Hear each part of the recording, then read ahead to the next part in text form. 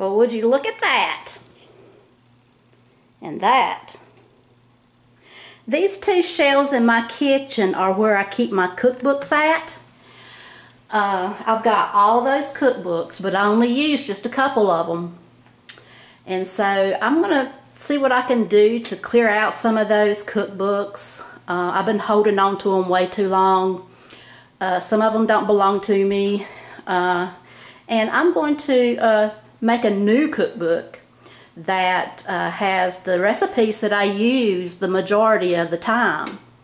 And I'm going to have that handy. And so let me get all those recipes in the computer. I'm going to put them into Word, Microsoft Word, and print them out and see what I can do from there.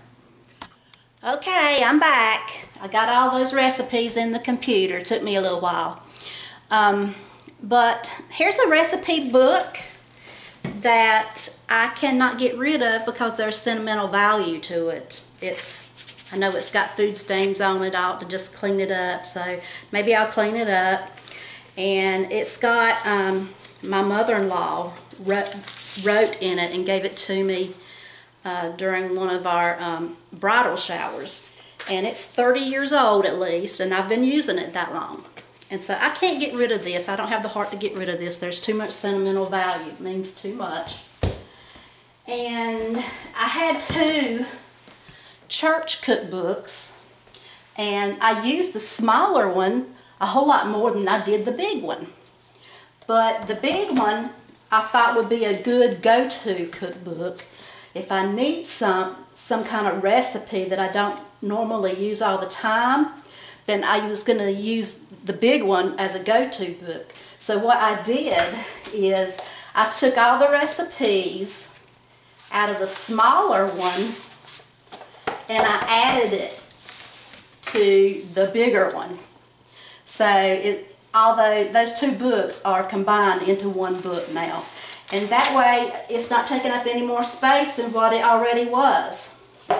And what I'm going to do now is this one, I'm going to clean it up and I'm going to use it for my new cookbook. I'm going to put some Mod Podge on it, maybe. I think that's what I'm going to do. I'm not sure. But let me think about it a little while as to what I'm going to do. I think the first thing I'm going to do is take this thing out so I can do something with the cover, recover it or something. So I'll be right back. Well, I'm back. I got my cookbook done.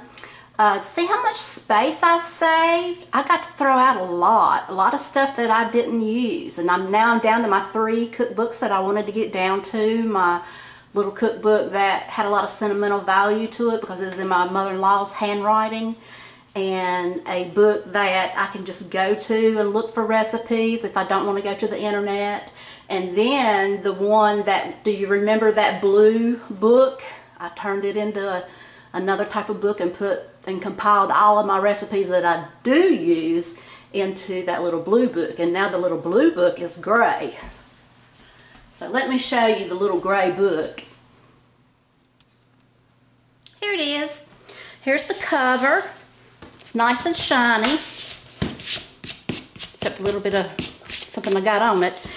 And I used some waterproof, water-resistant decoupage glue on this. This is scrapbook paper. I used more than one piece of paper because the size that I had was 8.5 and 11, and it did not wrap all the way around. It would have been nicer if it would have wrapped all the way around the book, kind of like a book cover.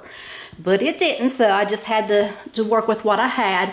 And I got this paper at Walmart. It was like a whole stack of papers in a little kit-like thing for $5.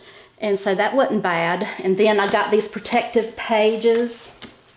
So everything I've got here was either from that little kit that I got at Walmart, or